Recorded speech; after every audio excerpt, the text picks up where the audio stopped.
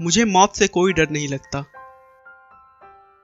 लेकिन मुझे मरने की भी कोई जल्दी नहीं है, क्योंकि मरने से पहले जिंदगी में बहुत कुछ करना बाकी है। ऐसा कहना है महान और अद्भुत वैज्ञानिक स्टीफन हॉकिंग का, जिसके शरीर का कोई भी अंग काम नहीं करता। वो चल नहीं सकते, वो बोल नहीं सकते, वो कुछ कर नहीं सकते, लेकिन फिर भी जीना चाहते हैं। स्टीफन का कहना है कि मृत्यु तो निश्चित है, लेकिन जन्म और मृत्यु के बीच कैसे जीना चाहते हैं वह हम पर निर्भर करता है।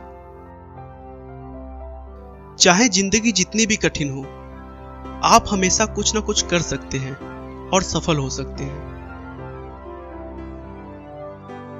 स्टीफन का जन्म 8 जनवरी 1942 में इंग्लैंड के ऑक्सफोर्ड शहर में हुआ था।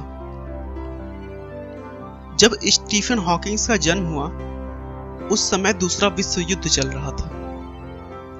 स्टीफन हॉकिंग के माता पिता लंदन के हाईगेट सिटी में रहते थे, जहां पर अक्सर बमबारी हुआ करती थी, जिसकी वजह से वह अपने पुत्र के जन्म के लिए ऑक्सफोर्ड चले आए, जहां पर सुरक्षित रूप से स्टीफन हॉकिंग का जन्म हो सका।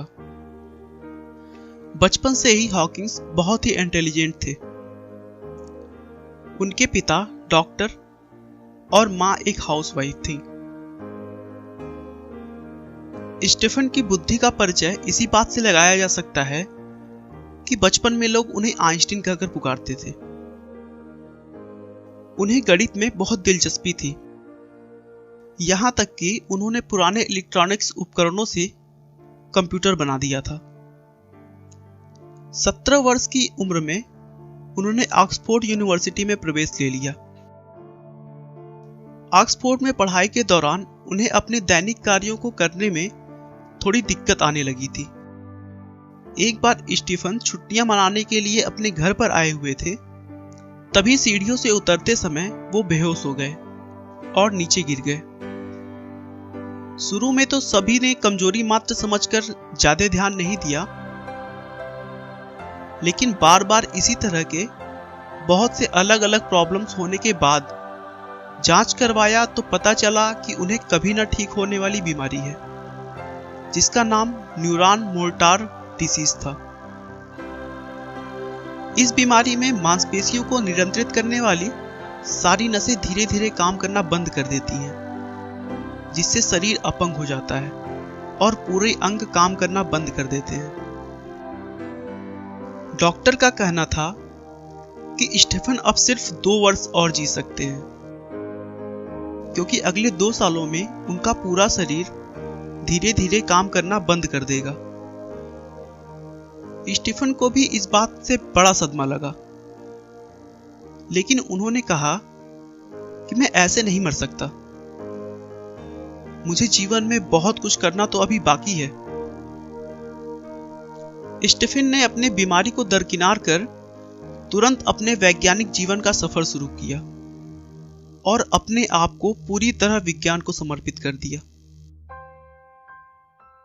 धीरे धीरे उनकी ख्याति पूरी दुनिया में फैलने लगी। उन्होंने अपनी बीमारी को एक वरदान के रूप में समझ लिया था, लेकिन वहीं दूसरी तरफ उनका शरीर भी उनका साथ छोड़ता चला जा रहा था।